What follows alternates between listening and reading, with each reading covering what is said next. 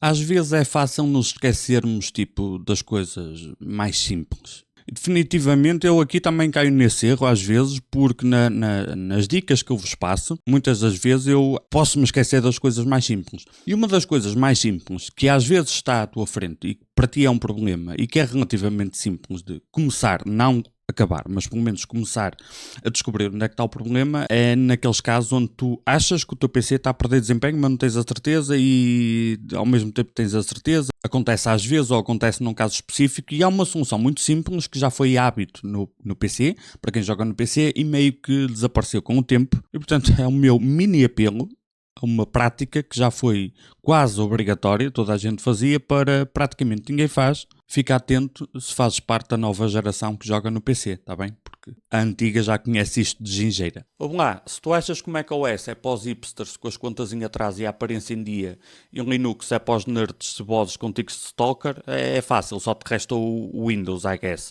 Mas um computador com a esperança média de vida inferior a uma formiga e a potência de um reformado sem pastilha, tem direito a uma licençazinha OEM. E o teu PC todo potente precisa de uma licença retail que custa os olhos da cara. Vais aí o RCD Keys, compras lá a tua licença OEM, também tens direito, enfias para lá o código H25 e pumba, está a bombar, ó filho. E já agora podes também comprar aquelas versões do Office sem assinatura mensal, estás a ver? Ou não, olha, usa papel e caneta, quer lá saber, ou caralho. Boas bandidos, naquela situação onde muitos de vocês já estiveram, estão ou vão estar, em que é tu tens o teu PC montado, jogas 2 ou 3 jogos, e onde tinhas 150 FPS, agora tens 120, por exemplo. Ou os FPS são mais ou menos os mesmos, mas está altamente instável, imprevisível, tens montes de quebras ou instabilidade onde antes não estava e desaparece e volta e não sei o quê. Há uma coisa que quem jogava no PC há uns anos atrás fazia sempre com aspas. E agora meio que desapareceu. Porque também é verdade que há uns anos atrás só jogava no PC quem já gostava particularmente de hardware. Atualmente qualquer pessoa joga no PC, portanto vamos ter pessoas que não têm interesse no hardware, só querem jogar os jogos e o PC acabou por ser a plataforma mais prática ou mais viável ou whatever, seja qual for o motivo. Portanto vamos ter um público diverso. E ao termos esse público diverso, perdemos um hábito. O hábito é quando tu tens o teu PC novo, que era o que toda a gente fazia, correr uma série de benchmarks. Aqueles benchmarks que normalmente se chama benchmark sintético, que nem sempre se traduz em desempenho real em jogos. Por exemplo, aumentou 20% aqui, mas não aumentou 20% no jogo, aumentou só 8%. Tem uma explicação lógica para isso, não quer dizer que o benchmark esteja errado, mas o propósito de um benchmark fixo é exatamente, mediante o possível, isolar variáveis e ver se, pelo menos a partir do teu hardware, o teu PC, as tuas peças físicas estão a funcionar bem. Porque é logo a primeira dúvida que fica.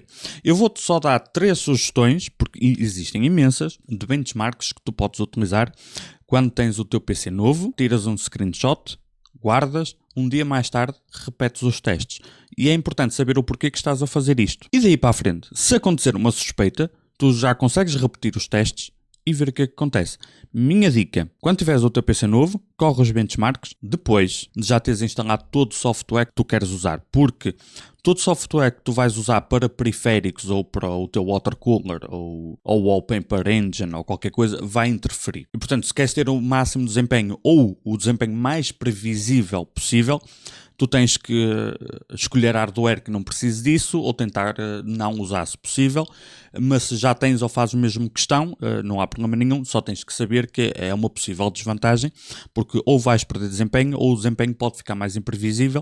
E o software que eu digo é software da motherboard. Todos os fabricantes de motherboard, quando tu instalas o Windows a primeira vez, vai-te aparecer um pop-up a sugerir-te instalar software. Sugiro, regra geral, não instalar. Tens water coolers que dependem do software para alguma função, eventualmente pode, numa situação ou noutra, criar conflito com outro software, alguma coisa bugar, ou ter algum impacto de desempenho. Todo tipo de situações é possível, juntamente com depois, porque imagina, tu podes ter um rato da Logitech, um teclado da Razer, uns headphones por USB da SteelSeries, depois tens uma motherboard da MSI, depois tens um water cooler da NVIDIA, tu tens todos esses softwares a correr de fundo, todos eles têm cada vez mais permissões para aceder a cada vez mais coisas e cada um deles tenta ser um all-in-one e o resultado final é que tu tens ali quase um sistema operativo a mais a correr de fundo e isso não se vai notar muito em testes de CPU ou de gráfica, mas vais notar no de memória. E o benchmark de memória, memória RAM, às vezes mostra-te o porquê que, tipo, antes tinha 180 FPS, agora tens tipo 175, é tipo a mesma coisa, mas o jogo não está a correr tão bem, tu sentes que ele não está tão bem. Por todos esses softwares a correr de fundo, vão utilizar alguns recursos da gráfica, vão utilizar recursos do CPU, mas como adicionam muitos processos a correr de fundo, vão principalmente, nem sempre principalmente, mas vão garantidamente ter impacto nas latências e tu podes ver isso com testes de memória e com testes de cache. Portanto, 3 sugestões que eu te dou e eu fiz questão de ir buscar exemplos de benchmarks que correm em todas as plataformas, tanto Windows como Linux, tu podes utilizar. Tu tens o Superposition para testar a gráfica e no Superposition, é tão simples quanto a minha sugestão. Benchmark com PC novo, utilizas um preset. Não é muito importante qual é o preset, desde que a gráfica esteja a trabalhar a 100%. Na via das dúvidas aumenta, mete 8K, whatever. O importante não é ver o número de FPS, é ver se o número de FPS mudou ou se mudou drasticamente. Escolhes um preset, guardas, ou fazes um de cada um, como tu quiseres.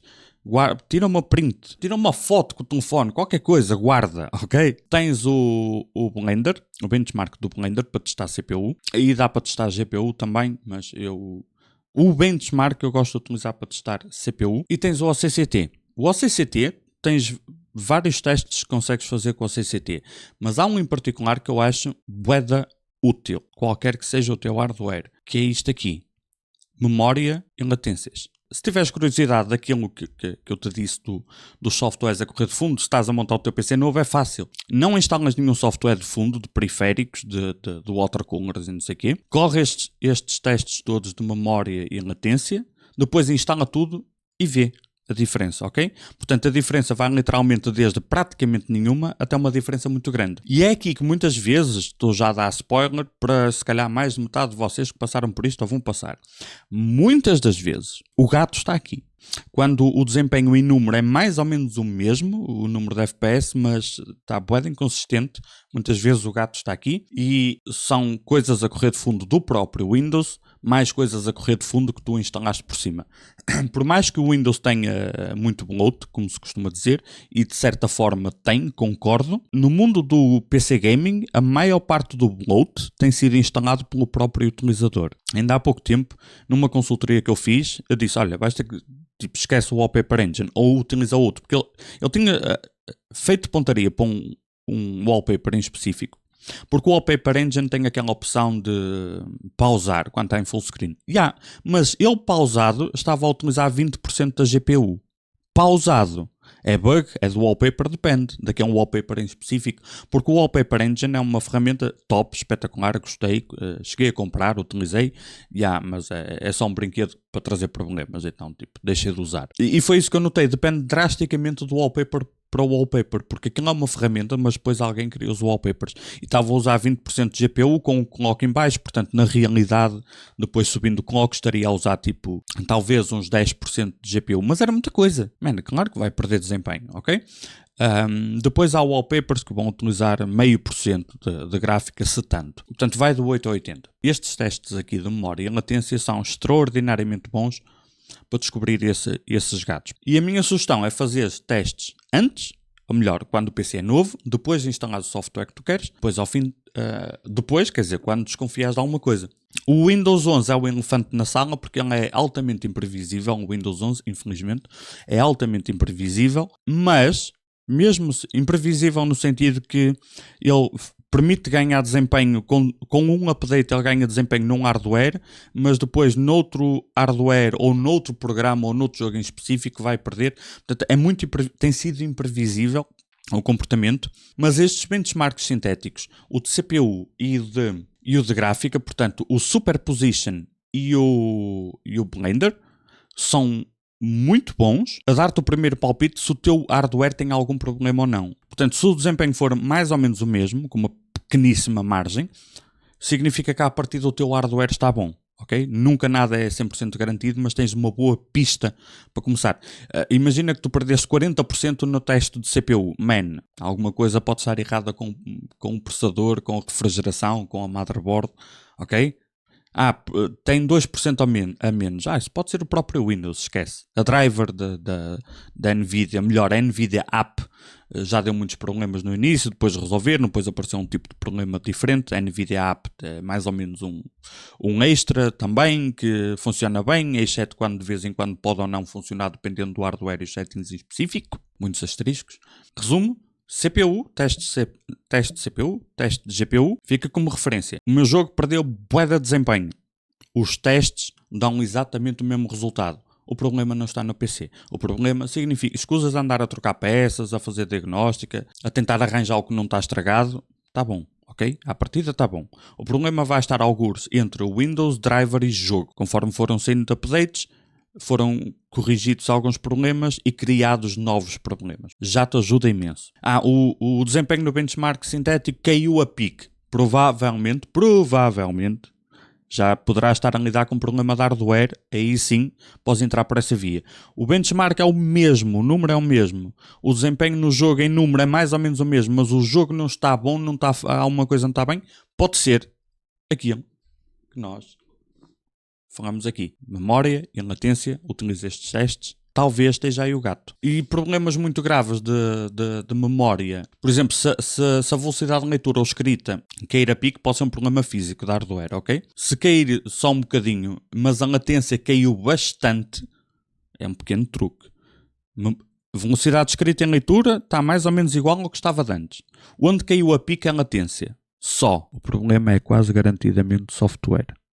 Windows ou programas a correr de fundo. Quase garantidamente. Pequenos truques. Coisas muito simples. Coisas que já foram o hábito. O A e o U de toda a gente jogava no PC, porque toda a gente jogava no PC, já era nerd de PCs. Atualmente não é assim, portanto, tu podes não estar habituado a isto e, por um lado, ainda bem, porque há coisas, se calhar, mais interessantes na vida, fazes bem. Mas se estás interessado, tens aqui algumas dicas por onde começar, está bem? Bandidos, por este vídeo é tudo. Vemo-nos no próximo. Beijinhos à prima. Tchau, tchau.